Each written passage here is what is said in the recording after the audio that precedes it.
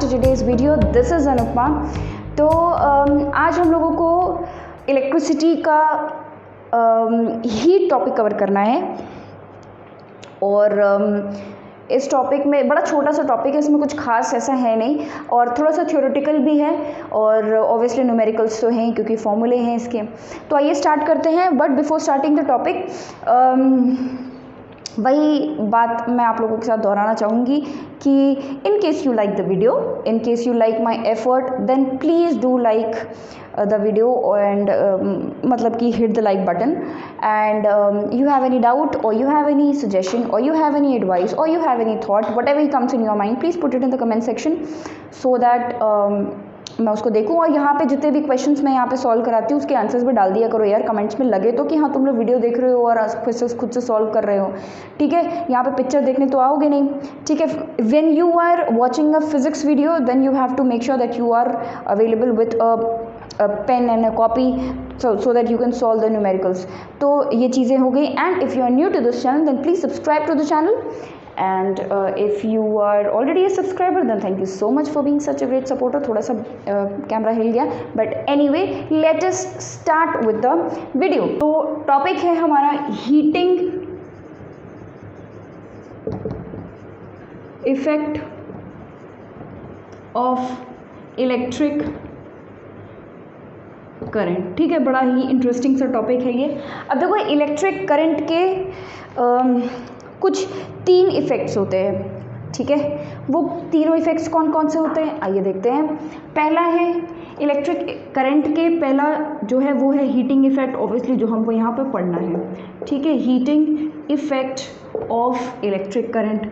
दूसरा है हमारा magnetic effect of electric current, ठीक है. अभी थोड़ा थोड़ा एक्सप्लेनेशन भी दे देंगे. और तीसरा है chemical effect of electric current, ठीक है. केमिकल इफेक्ट ऑब्वियसली हमको ये पढ़ना है, ये दोनों हमें नहीं पढ़ना है. इसके बारे में थोड़ा थोड़ा आप लोगों ने क्लास 8th में पढ़ा होगा, 6th 7th 8th में भी किसी क्लासेस में पढ़ाया जाता है, थोड़ा बहुत ज़्यादा नहीं. और magnetic effect, magnets and magnetic effect के बारे में तो आप लोगों को पढ़ना है इसी चैप्टर में, सॉरी इसी क्लास में, ठीक है. और इसी चैनल पे है ना. तो आइए तो देखिए heating effect of electric current, इसका मतलब क्या हुआ कि किसी भी कंडक्टर से इलेक्ट्रिसिटी अगर दौड़ रही है तो वहाँ पर हीट जनरेट होगी, ठीक है. कितनी होगी, ज़्यादा होगी, कम होगी, ये डिपेंड करेगा कि कंडक्टर कैसा है और आप कितनी करंट उसमें डाल रहे हो. बड़ी सारी चीज़ों पे डिपेंड करता है, बट मेनली कि कंडक्टर कैसा है और करंट कितनी जा रही है, कितने टाइम के लिए जा रही है, इस चीज़ पे भी डिपेंड करता है, जो हम आगे पढ़ेंगे क्योंकि इस पे तो पूरा वीडियो है. Magnetic effect of electric current, किसी भी कंडक्टर के पास अगर किसी भी कंडक्टर में अगर इलेक्ट्रिसिटी ट्रैवल कर रही है, अगर कोई वायर है जिसमें इलेक्ट्रिसिटी कंडक्ट हो रही है, तो आप अगर उसके पास एक मैग्नेटिक कंपास लेके जाओगे तो वो कंपास की जो नीडल है वो डिफ्लेक्शन शो करेगी, मतलब मूवमेंट शो करेगी. मूवमेंट शो करने का मतलब क्या हुआ कि इस इलेक्ट्रिक मतलब ये जो वायर थी, इस वायर में जिसमें इलेक्ट्रिसिटी दौड़ रही थी इसमें मैग्नेटिक इफेक्ट भी है, इसलिए हम कहते हैं magnetic effect of electric current. Chemical effect of electric current मतलब इलेक्ट्रिसिटी से जो केमिकल्स होते हैं हम उनका रिएक्शन करा देते हैं, ठीक है, करा सकते हैं. तो chemical reaction can take place with help of electric current, तो उसको हम बोलते हैं केमिकल इफेक्ट.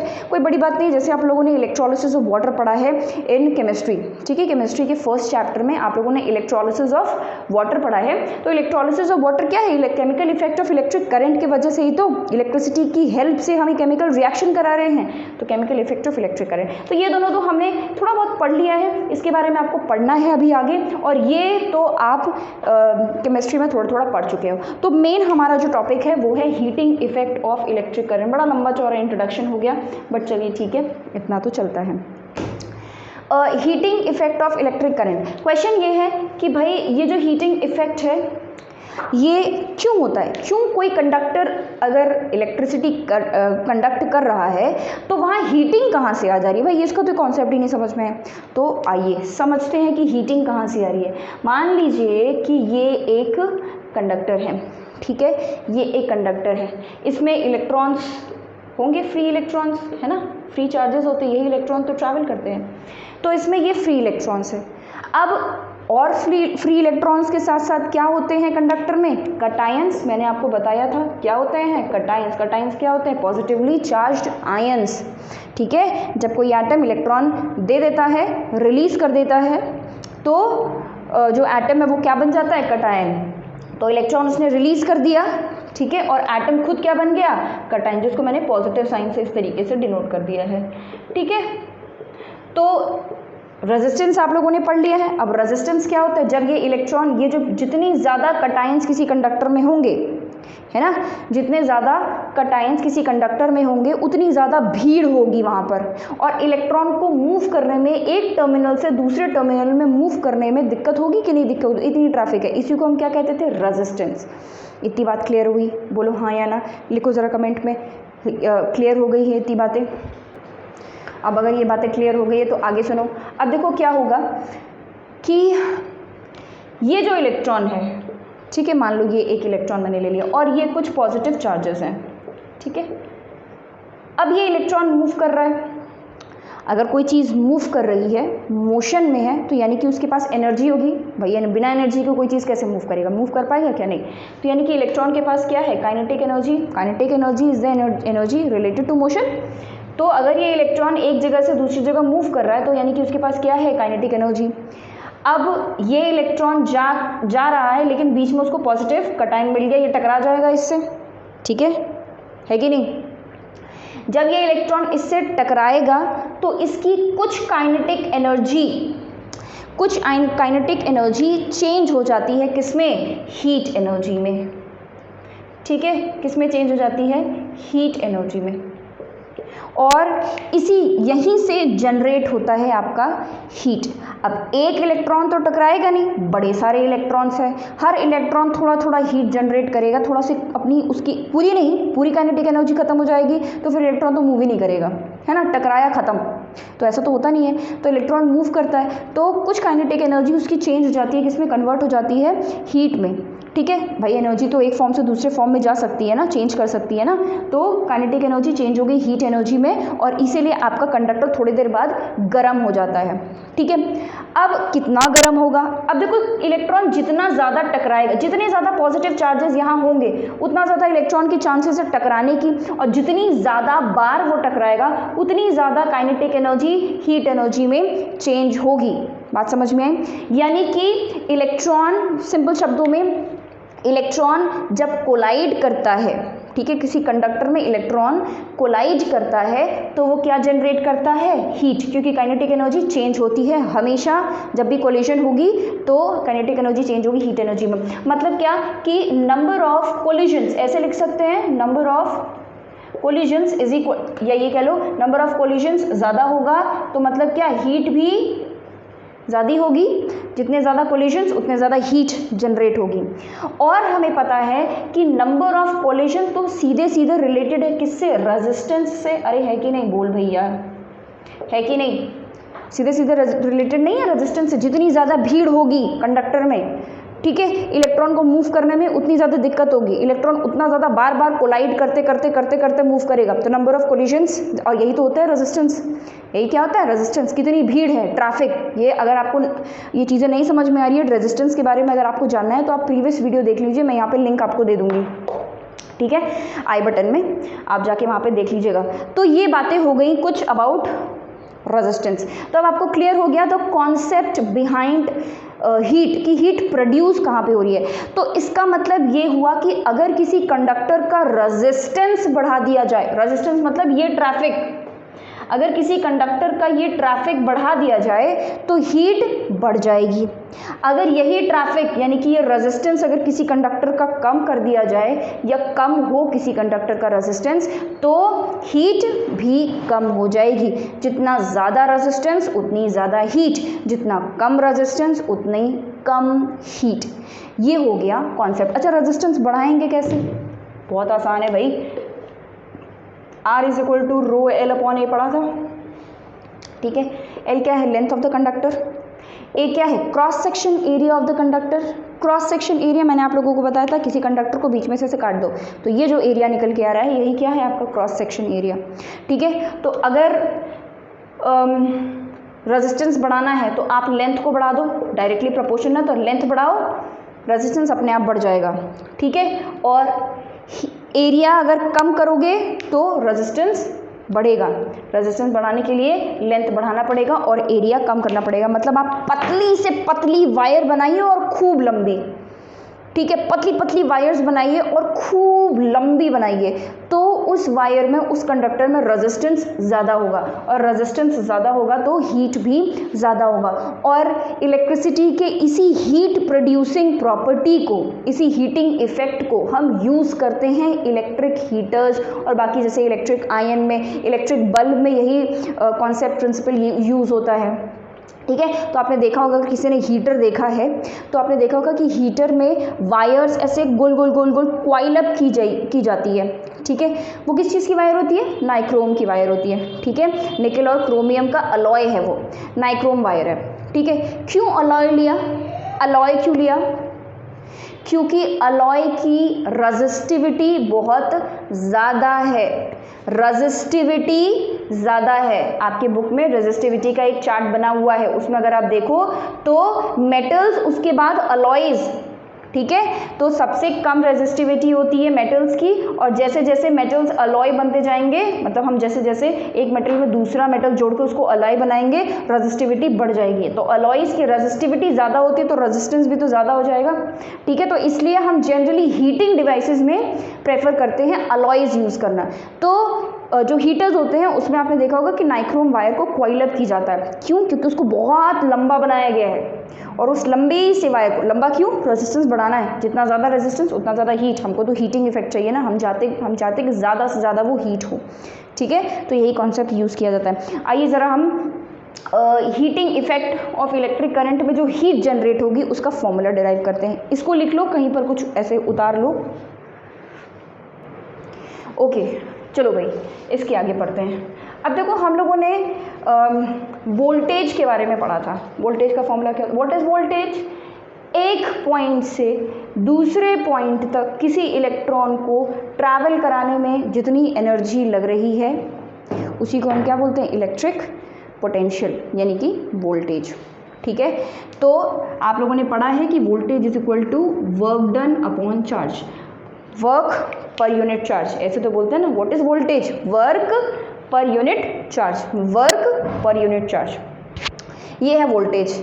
अच्छा, और हमको ये पता है कि जो वर्क, अच्छा ये जो आपका वर्क है, ठीक है, इसका यूनिट क्या होता है? जूल्स। वर्क का यूनिट क्या होता है? जूल्स होता है ना। हीट का यूनिट क्या होता है? जूल्स। क्यों? क्योंकि दोनों क्या है? Form of energy. वर्क भी क्या है? एक फॉर्म ऑफ एनर्जी है, और हीट भी क्या है? एक फॉर्म ऑफ एनर्जी है। तो कहने का मतलब ये कि दोनों को हम इक्विवेलेंट ले सकते हैं। तो मतलब क्या कि आप वर्क को हीट के बराबर ले सकते हैं। तो अगर मैं यहाँ पर वर्क को हीट के बराबर कर दूँ, ठीक है, तो यहाँ से ये फॉर्मूला मैं इसको ऐसे लिख सकती हूँ, V is equal to H upon Q, लिख सकते हैं कि नहीं? तो यहाँ से क्या निकल के आए कि H is equal to V into Q. अरे बोलो, आया? ये चीज़ समझ में आ गई, ठीक है। ये हमको पता था, और हमने W की जगह पर क्या ले लिया? H ले लिया। W ही क्या है? H है। Both are equivalent, both are form of energy, तो हम उसको दोनों को इक्वल कर सकते हैं। तो जब हमने ये दोनों को इक्वल कर दिया, W की जगह पे H रख दिया, तो ये फॉर्मूला हमारा बन के आ गया, ठीक है। ये चार्ज और वेलोसिटी, सॉरी वेलोसिटी कह रहे हैं, वेलोसिटी की भी वीडियो बन रही है, उस पर भी वीडियो बन रही है, इसीलिए वेलोसिटी दिमाग में आ रहा है। एनीवे, तो चार्ज इनटू वोल्टेज, ठीक है। अच्छा, अब हम लोगों ने पढ़ा है कि Q is equal to I T. अरे ये नहीं पढ़ा है? Electric current is equal to Q upon T, ठीक है। कितना चार्ज फ्लो हुआ है कितने टाइम में, यही तो इलेक्ट्रिक करंट था। तो ये फॉर्मूला आपने पढ़ा है, ठीक है। इसको हम ऐसे लिख सकते हैं, इसी फॉर्मूले को ऐसे लिख सकते हैं। अब ये Q की वैल्यू यहाँ पे सब्स्टिट्यूट कर दो, यानी कि H is equal to V I T. ये बन गया हमारा एक फॉर्मूला, ये पहला फॉर्मूला, ये दूसरा फॉर्मूला। अच्छा, अब हम लोगों को पता है कि ये हमने हीट निकाल लिया, हीट का रिलेशन विथ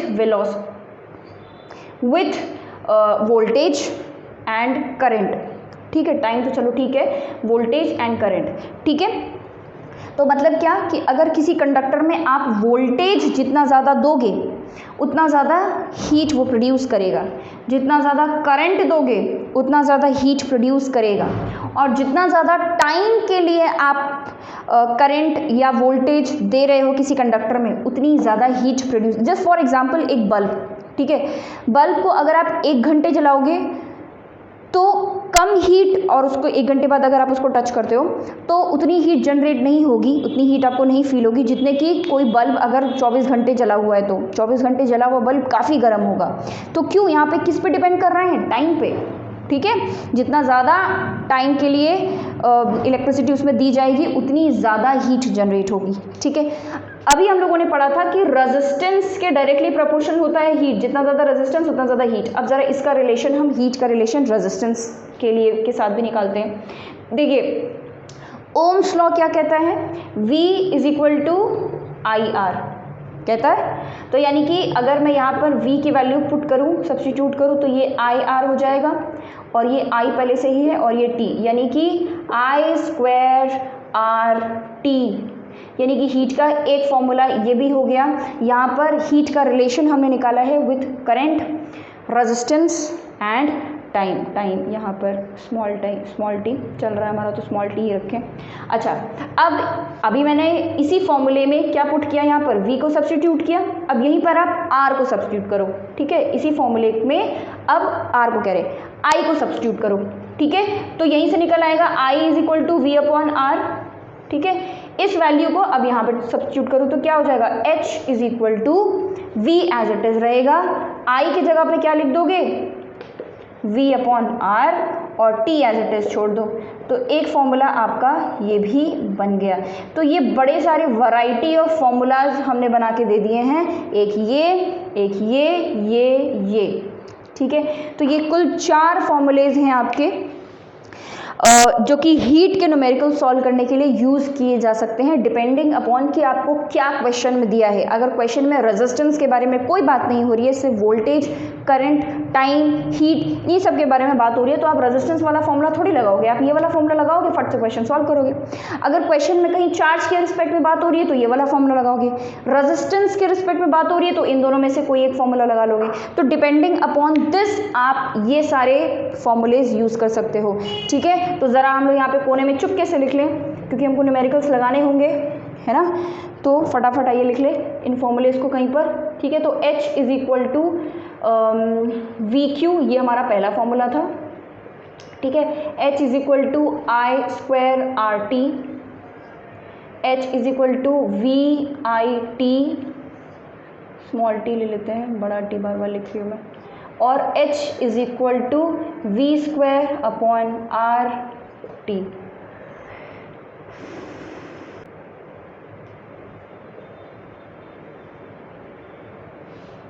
लिख लें इसको, ओके। अब देखिए ये सारी बातें हमारी हो गई हैं, तो एक लॉ है हीटिंग पे जो कि जूल्स ने दिया था, उस लॉ के बारे में ज़रा देख लेते हैं। उसके बाद हम लोग अप्लाइंसेस के बारे में, हीटिंग अप्लाइंसेस के बारे में बात करेंगे। अब देखो क्या है इस लॉ का नाम, जूल्स लॉ ऑफ हीटिंग, ठीक है। Joules law of heating, joules law of heating के लिए आपको बस इस फॉर्मूले को याद रखना है, H is equal to I square R T, ठीक है, ये फॉर्मूला। तो इस फॉर्मूले के हिसाब से जो हीट है वो किस किस चीज़ों पे डिपेंड करता है, it depends upon the current, ठीक है, रेजिस्टेंस और टाइम। स्मॉल टी ले लो भाई, ठीक है, हर जगह स्मॉल लिया है तो इसको भी स्मॉल लो। तो ये जूल्स लॉ ऑफ हीटिंग, तो मतलब क्या कि Joule's law of heating states that क्या स्टेट करता है, heat produce by a current carrying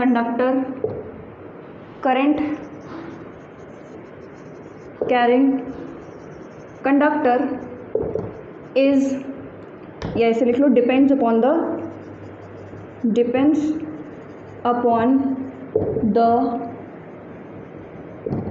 following factors, ठीक है। और वो फैक्टर्स कौन कौन से हैं, पहला है आपका करंट, या ऐसे लिख लो कि डायरेक्टली proportional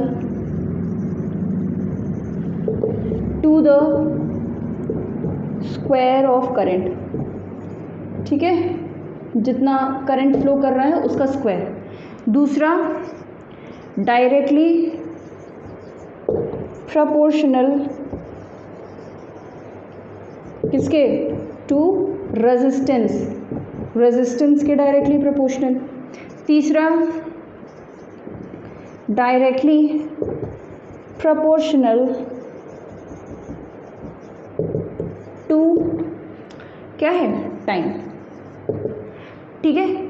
तो ये टाइम कौन सा है, ये टाइम कि कितने देर के लिए आपने करंट फ्लो कराया है। तो ये जूल्स लॉ ऑफ हीटिंग है, इसका स्टेटमेंट आ सकता है, फॉर्मूला आपको याद होना चाहिए क्योंकि ये फॉर्मूला बहुत इंपॉर्टेंट है, इसको फटाफट लिख लो। तो ये था हमारा जूल्स लॉ ऑफ हीटिंग।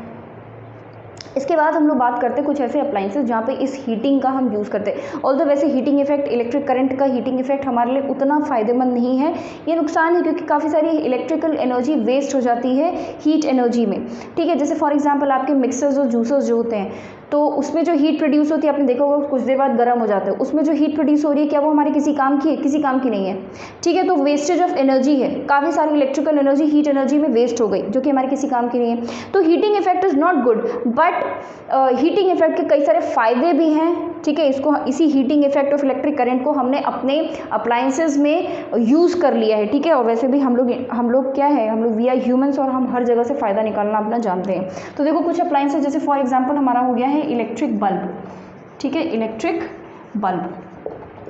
अब देखो इलेक्ट्रिक बल्ब कुछ इस तरीके से होता है, इलेक्ट्रिक बल्ब ये ऐसे, ठीक है, और उसमें इस तरीके से फिलामेंट लगा होता है। ये कैसा बल्ब बनाया मैंने, पर ठीक है समझ जाओ, ठीक है। एक फिलामेंट लगा होता है, ये जो फिलामेंट है क्या बोलते हैं इसको, फिलामेंट, ठीक है। कोई इलेक्ट्रिक बल्ब आप देखो तो ये क्या होता है, फिलामेंट। ये किसका बना होता है, ये बना होता है टंगस्टन का, ठीक है। आइए बात करते हैं इसके बारे में। अब देखो ये जो बल्ब का जो फिलामेंट है ये बहुत पतला बनाया जाता है, काफ़ी पतला और काफ़ी लंबा लेंथ इंक्रीज कर दी हमने, और हमने इसका क्रॉस सेक्शन एरिया इंक्रीज कर दिया। दोनों ही केसेस में ये दोनों चीज़ करने से क्या हुआ, रेजिस्टेंस इंक्रीज हो गया है ना। रेजिस्टेंस क्या होता है, R is equal to rho L upon A। तो आप इसको बढ़ाओगे तो रेजिस्टेंस बढ़ जाएगा, इसको बढ़ाओगे तो इसको घटाओगे तो रेजिस्टेंस बढ़ेगा, ठीक है। यही होता है ना रिलेशन। तो हमने बहुत पतली सी वायर बनाई है, यानी कि एरिया कम रखा है, और काफ़ी लंबी बनाई है तो हमने लेंथ ज़्यादा रखा है रेजिस्टेंस ज़्यादा करने के लिए, क्योंकि रेजिस्टेंस ज़्यादा तो हीटिंग इफेक्ट ज़्यादा। अब इसमें क्या होगा, बल्ब में हीटिंग इफेक्ट का क्या काम है, देखो जैसे आप इलेक्ट्रिसिटी ऑन करोगे, ठीक है, और इलेक्ट्रिसिटी कंडक्ट होने लग जाएगा इस फिलामेंट में, ये जो फिलामेंट है इसमें, तो हीट प्रोड्यूस होगी, क्योंकि रेजिस्टेंस ज़्यादा है तो हीट प्रोड्यूस होगी, और जब ये हीट बहुत ज़्यादा प्रोड्यूस होगी तो ये बल्ब जो है वो ग्लो करने लगेगा, ठीक है। यही हीट ग्लो लाइट के फॉर्म में हमें दिखाई देगी, और यही फिनोमेना है, यही रीज़न है कि बल्ब जो है वो ग्लो करते हैं। अब यहाँ पर हम यूज़ करते हैं टंगस्टन। क्यों टंगस्टन यूज़ किया है, क्योंकि टंगस्टन का जो मेल्टिंग पॉइंट होता है, टंगस्टन का मेल्टिंग पॉइंट बहुत हाई है, ठीक है। हम कोई ऐसा वैसा मेटल यहाँ नहीं यूज़ कर सकते, क्यों, क्योंकि उतनी ज़्यादा हीट को बर्दाश्त करने के लिए कोई हमारे पास अच्छा मेटल होना चाहिए, कोई ऐसा मेटल जिसकी मेल्टिंग पॉइंट बहुत ज़्यादा, वरना तो तुम 2 घंटे बल्ब जलाओगे और 2 घंटे बाद आपका फिलामेंट है जो मेल्ट हो जाएगा। नॉर्मल अगर हम मेटल कोई ले लेते हैं तो वो जो फिलामेंट है वो तुरंत मेल्ट हो जाएगा, इतनी ज़्यादा हीट है, पिघल जाएगा वो। तो टंगस्टन यूज़ करते because it's melting point is very very high, ठीक है। मेल्टिंग पॉइंट बहुत ज़्यादा हाई है जिसकी वजह से ये काफ़ी देर तक ग्लो करेगा और मेल्ट नहीं होगा। दूसरी चीज़ आपने देखा होगा कि ये जो बल्ब होते हैं उसके आसपास ग्लास, उसको ग्लास में रखा जाता है कि नहीं। ये जो टंगस्टन मेटल का जो फिलामेंट हमने बनाया है उसको एक ग्लास में कवर किया जाता है। क्यों, इस ग्लास का क्या सिग्निफिकेंस है, देखो बहुत इंपॉर्टेंट है ये ग्लास क्या करता है। देखो अब टंगस्टन क्या है, इट इज़ अ मेटल, है ना। टंगस्टन क्या है भाई, एक मेटल ही तो है। तो मेटल तो ऑक्सीजन के साथ बड़ी तेज़ी में रिएक्शन करेगा, मेटल्स आर रिएक्टिव, ऑक्सीजन के साथ रिएक्शन करके ऑक्सीडाइज हो जाएगा, ऑक्साइड बना लेगा टंगस्टन, ठीक है। अगर ये ऑक्सीजन के साथ रिएक्शन करने लगा तो ये जो ग्लास है ये क्या करता है, टंगस्टन का रिएक्शन, उसका कांटेक्ट ऑक्सीजन के साथ नहीं होने देता, जिसकी वजह से टंगस्टन जो है वो ऑक्सीडाइज नहीं होगा। ऑक्सीडाइज अगर वो हो जाए ऑक्सीडाइज तो इलेक्ट्रिसिटी कंडक्ट ही नहीं कर पाएगा, मेटल कहाँ रहा, अब तो ऑक्साइड बन गया, ठीक है। तो इसलिए ग्लास लगाया जाता है। एंड मोर ओवर इस ग्लास के अंदर एक गैस, आर्गन गैस, ठीक है। आर्गन गैस फिल की जाती है। आर्गन क्यों? क्योंकि ये एक नोबल गैस है, ये रिएक्शन नहीं करती है। ठीक है, एक बहुत ही इनर्ट सा, इनर्ट मतलब कि नॉन रिएक्टिव एनवायरनमेंट इसके आसपास बना देती है, जिसकी वजह से टंगस्टन बिल्कुल भी रिएक्शन नहीं करता है, as it is tungsten metal बना रहता है। ठीक है, so this was electric bulb, जिसमें कि हमने heating effect of electric current use कर लिया। अगला देखिए इलेक्ट्रिक आयरन। इलेक्ट्रिक आयरन, अब देखो इलेक्ट्रिक आयरन में क्या होता है कि हम नाइक्रोम की वायर यूज़ करते हैं। ठीक है, किसकी वायर यूज़ करते हैं हम? नाइक्रोम की। नाइक्रोम क्या है? It is an alloy of निकल एंड क्रोमियम। ठीक है, निकल और क्रोमियम की एक अलॉय है नाइक्रोम। अलॉयज का जो रेजिस्टिविटी है वो बहुत हाई होता है। ठीक है, मेटल से ज़्यादा रेजिस्टिविटी हाई होती है किसकी? अलॉय की। और यही रीज़न है, रेजिस्टिविटी ज़्यादा तो मतलब रेजिस्टेंस ज़्यादा है ना, डायरेक्टली प्रोपोर्शनल। यही रीज़न है कि in comparison to metals alloy इतनी ज़्यादा अच्छी इलेक्ट्रिसिटी कंडक्ट नहीं कर पाते। ठीक है, रेजिस्टेंस उनका ज़्यादा होता है। कंडक्टर है पर बहुत अच्छे नहीं है, मैटर के कंपैरेटिवली कम कंडक्ट करते हैं। तो यहाँ पे हमने इलेक्ट्रिक आयरन नाइक्रोम की वायर यूज़ की है। रेजिस्टेंस बहुत ज़्यादा है, जिसकी वजह से हीट बहुत ज़्यादा प्रोड्यूस होगी। ठीक है, हीट काफ़ी ज़्यादा प्रोड्यूस होगी। अब यही हीट, तो इसी हीट का तो काम है ना भाई, आयरन में क्या हीटिंग इफेक्ट ही तो चाहिए, हीट चाहिए हमको। ठीक है, लेकिन ये जो वायर है इसमें हीट के साथ साथ करंट भी तो है। ठीक है, तो आप डायरेक्टली अगर उसको लेके प्रेस करने लग जाओगे कपड़े तो हीट तो होगा, साथ साथ में करंट भी तो लगेगा, चिपक जाओगे। ठीक है, तो इस चीज़ से बचने के लिए आपका जो इलेक्ट्रिक आयरन होता है उसके नीचे एक लेयर लगाई जाती है माइका की। ठीक है, लेयर ऑफ माइका। ठीक है, माइका क्या है? It is a very good conductor of very good conductor of किसका? हीट का बड़ा अच्छा कंडक्टर है, जिसकी वजह से नाइक्रोम में जितनी भी हीट प्रोड्यूस होगी वो सब के सब बाहर तक आ जाएगी। कंडक्टर है ना, कंडक्ट कर जाएगा बाहर तक और आपके कपड़े तक पहुंचेगी, बढ़िया प्रेस होगा कपड़ा। ठीक है, good conductor of heat, but poor conductor of electricity. ठीक है, पुअर कंडक्टर ऑफ इलेक्ट्रिसिटी का पुअर कंडक्टर है, जिसके वजह से इलेक्ट्रिसिटी बाहर नहीं आएगी, इलेक्ट्रिक करंट बाहर फ्लो नहीं हो पाएगा। ठीक है, लेकिन हीट जो है वो फ्लो हो पाएगा। ठीक है, तो ये हो गया आपका इलेक्ट्रिक आयरन। अगला देखो इलेक्ट्रिक फ्यूज, भाई बहुत इंपॉर्टेंट चीज़ है ये इलेक्ट्रिक फ्यूज़। अब देखो इलेक्ट्रिक फ्यूज़ में क्या होता है, बड़े काम की, ये एक सेफ्टी डिवाइस है जो सबके घरों में होती है। ठीक है, आजकल नहीं होती, आजकल इलेक्ट्रिक फ्यूज़ की जगह पे हम एमसीबी यूज़ करते हैं। पहले समझते हैं कि इलेक्ट्रिक फ्यूज़ क्या होता है। अब देखो इलेक्ट्रिक फ्यूज़ आपने देखा होगा मूवीज़ में दिखाया जाता है कि अचानक से लाइट चली गई। ठीक है, तो किसी ने कोई एक इंजीनियर टाइप का कोई बीटेक किया हुआ होगा तो वो क्या करेगा, इलेक्ट्रिक फ्यूज़ लेगा और उसको ऐसे करके लगा देगा। ठीक है, फ्यूज़ उड़ गया ऐसे बोलते हैं ना, तो नया फ्यूज़ लेके आएगा उसको लगा देगा और लाइट आ जाएगी, बत्ती जल जाएगी। तो फ्यूज़ में होता क्या है, और फ्यूज़ उड़ने का मतलब क्या होता है? फ्यूज़ में क्या होता है, एक वायर होती है। ठीक है, फ्यूज़ में एक वायर होती है, किसकी वायर होती है? लेड की। ठीक है, किसकी वायर होती है? लेड क्या है? एक मेटल है, पीबी होता है इसका सिंबल। ठीक है, और इसकी जो मेल्टिंग पॉइंट है ये काफ़ी कम है, मेल्टिंग पॉइंट जो है वो काफ़ी कम है। अब इससे क्या फ़ायदा है, देखो मेटल है तो कंडक्ट करेगा इलेक्ट्रिसिटी। ठीक है, तो फ्यूज़ में हमने लेड की वायर लगा दी है और जैसे ही हम उसको जो बॉक्स होता है, एक बॉक्स होता है इलेक्ट्रिसिटी वाला आपके घरों के बाहर होगा। ठीक है, मीटर वाला जहाँ से देखा जाता है, तो वहाँ पे ले जाके आपने फिक्स कर दिया। जब आपने ये फिक्स किया उसको, तो सर्किट कंप्लीट हो गया, पूरे घर का सर्किट जो है वो कंप्लीट हो गया और आपके जितने भी अप्लायंसेस है वो सब बढ़िया काम करने लगेंगे।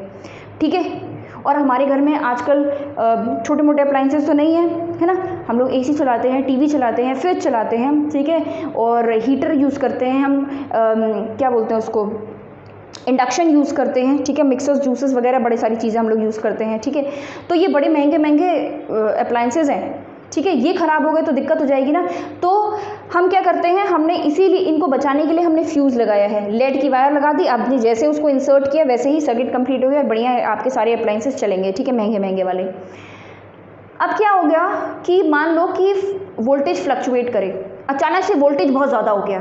तो अचानक से अगर वोल्टेज बहुत ज़्यादा होगा, वोल्टेज ज़्यादा तो मतलब कि करंट ज़्यादा मतलब कि हीटिंग इफेक्ट ज़्यादा। भाई हीटिंग इफेक्ट, हीट इज़ ये रहा, heat is directly proportional to I. Current ज़्यादा तो हीट ज़्यादा, और बहुत ज़्यादा हीट प्रोड्यूस होगी तो क्या होगा, आपके अप्लाइंसेस ख़राब हो जाएंगे, ठीक है, अप्लाइंसेस सारे ख़राब हो जाएंगे। तो इसीलिए फ्यूज़ लगाया जाता है। अब फ्यूज़ क्या करेगा, जैसे ही वोल्टेज बहुत ज़्यादा हुआ और हीटिंग इफ़ेक्ट बढ़ा, तो हीटिंग इफ़ेक्ट जब बढ़ेगा तो इससे पहले कि आपके घर की बाकी कॉपर की वायरिंग करते हैं ना, कॉपर की वायर आपकी गर्म हो उससे पहले लेड गर्म हो जाएगा, और क्योंकि इसकी मेल्टिंग पॉइंट कम है तुरंत पिघल भी जाएगा।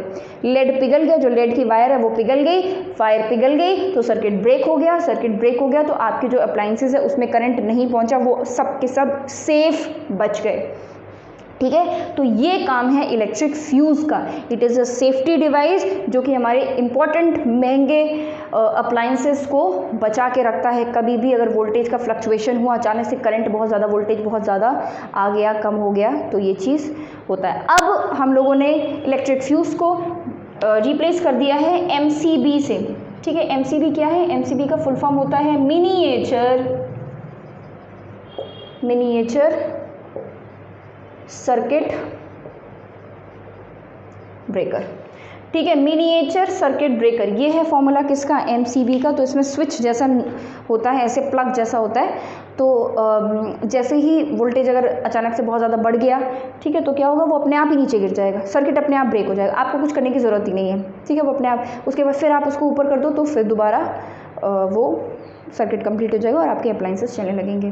तो ये था पूरा हीटिंग इफेक्ट और उसके यूजेस के बारे में। कुछ न्यूमेरिकल्स कर लेते हैं। ऑल राइट, देखिए 2 न्यूमेरिकल्स मैं आप लोगों के लिए लेके आई हूँ, 2 क्वेश्चंस, ठीक है। Direct formula based question heating effect पे बनता है, और ये जो 2 क्वेश्चंस मैं करा रही हूँ ये CBSE में कई बार रिपीटेड क्वेश्चंस हैं, ठीक है, CBSE में आए हुए क्वेश्चंस हैं, ठीक है।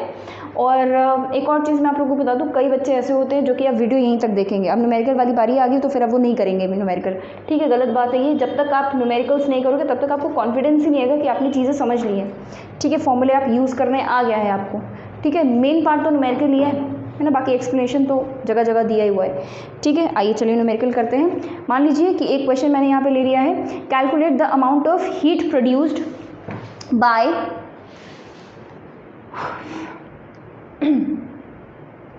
चलिए calculate the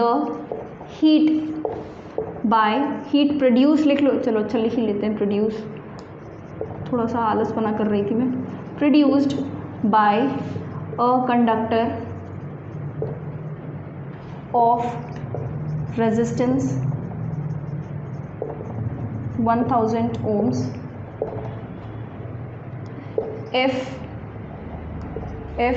some amount of current, if 6 ampere current is passed through it for 10 minutes, if 6 ampere current is passed through it for 10 minutes, ठीक है। अब देखिए क्या क्या दिया हुआ है इसमें, आपको R दिया है, करंट दिया हुआ है और आपको दिया हुआ है टाइम। साथ साथ दिख रहा है कि आपको जूल्स लॉ वाला फॉर्मूला लगाना है, ये वाला H = I² RT। अब देखो लेकिन ध्यान रखना यूनिट्स का, क्योंकि करंट दिया हुआ है आपको 6 एम्पियर्स में, रेजिस्टेंस ओम्स में, लेकिन टाइम दिया हुआ है मिनट्स में। तो सबको ऐसा यूनिट में चेंज कर लोगे, मतलब कि मिनट्स को चेंज करना है आपको सेकंड्स में, इस मिनट को सेकंड्स में चेंज कर लो, ये तो ऐसा यूनिट में ही है, ये भी ऐसा यूनिट में है, फॉर्मूला में पुट करो, वैल्यू निकालो, फटाफट निकालो और कमेंट्स में लिखो कि क्या आंसर आ रहा है, ज़रा हम भी देखें कितने बच्चों का आ गया। चलिए हो गया होगा, पॉज करके वीडियो पॉज करके सोल्यूशन खुद से करो, ठीक है।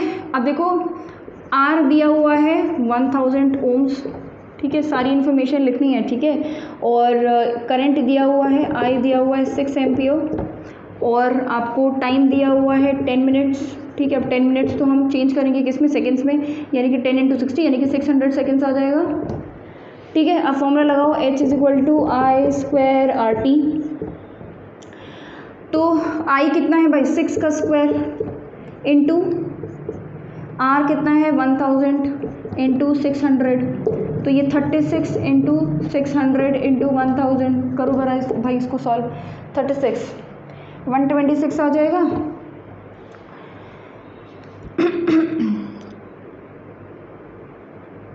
126 कैसे आएगा?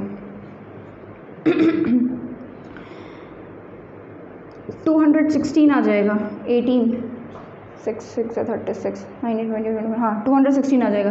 216 आ गया और ये 0 0 0 1 2 3 4 5 0 लग जाएंगे। ये किस में आया है वैल्यू भाई? हीट, यानी कि इतने जूल्स आए हैं। आप इसको किलो जूल्स में चेंज कर लो, ठीक है। तो ये कितना हो जाएगा? 216 या 21.6 किलो जूल्स लिख सकते हो, ठीक है। 21.6 किलो जूल्स, ये आपका आंसर आ जाएगा हीट। ये हीट आ गया है। आई होप क्लियर हो गया है ये। फटाफट इस क्वेश्चन को उतार लो, एक और क्वेश्चन करें फटाफट। ऑलराइट, नेक्स्ट क्वेश्चन करते हैं।